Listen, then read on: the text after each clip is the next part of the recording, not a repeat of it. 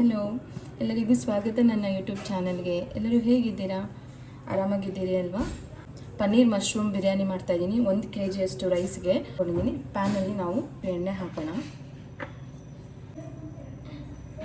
ಎಣ್ಣೆ ಕಾದಿದೆ ನೋಡಿ.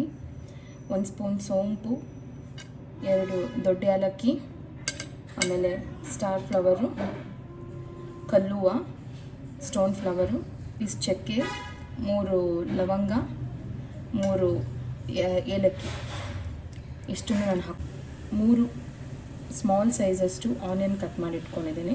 ಹಾಕ್ತಾಯಿದ್ದೀನಿ. ಅಲ್ಲಿವರೆಗೂ ಫ್ರೈ ಮಾಡಿ. ಹಸಿಮೆಣಸಿನ್ಕಾಯಿ 3 ರುಬ್ಕೋಬೇಕು. ಪೇಸ್ಟು ಮೆಣಸಿನ್ಕಾಯಿ ಹಾಕ್ತಾಯಿದ್ದೀನಿ ನಾನು. 2 ಮೀಡಿಯಮ್ ಸೈಜು ಟೊಮೆಟೊ ಕಟ್ ಮಾಡಿ ಇಟ್ಕೊಂಡಿದ್ದೀನಿ. ಅದನ್ನು ಹಾಕ್ತಾಯಿದ್ದೀನಿ. ಚೆನ್ನಾಗಿ ಮಿಕ್ಸ್ ಮಾಡ್ಕೊಳ್ಬೇಕು. ಸ್ಪೂನಷ್ಟು ಮೊಸರು ಹಾಕ್ಕೊಳ್ಳೋಣ.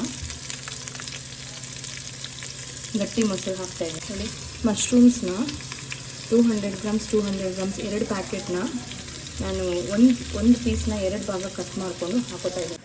ನೋಡಿ, 200 ಗ್ರಾಮ್ಸ್ ಪನ್ನೀರ್ನ ಒಂದು ಈ ಥರ ಕ್ಯೂಬ್ಸಾಗಿ ಕಟ್ ಮಾಡಿಕೊಂಡು ಹಾಕ್ತಾಯಿದ್ದೀನಿ.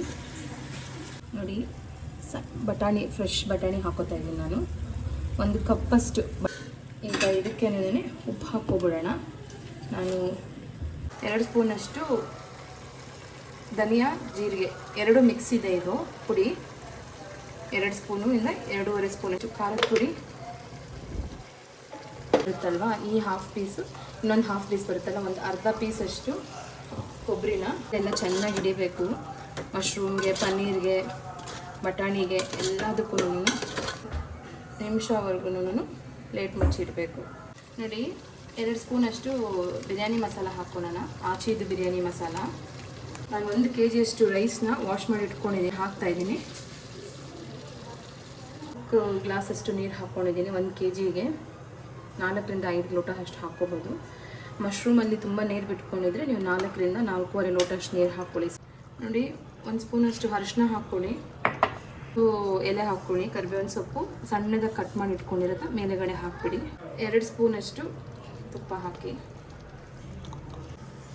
ಪ್ಲೇಟ್ ಮುಚ್ಚಿ ಬಾರ ಇರೋ ವಸ್ತುನ ಇಟ್ಬಿಟ್ರೆ ನೀಟಾಗಿ ಈ ಥರ ಪ್ಲೇಟ್ ಮುಚ್ಚಿಬಿಟ್ಟು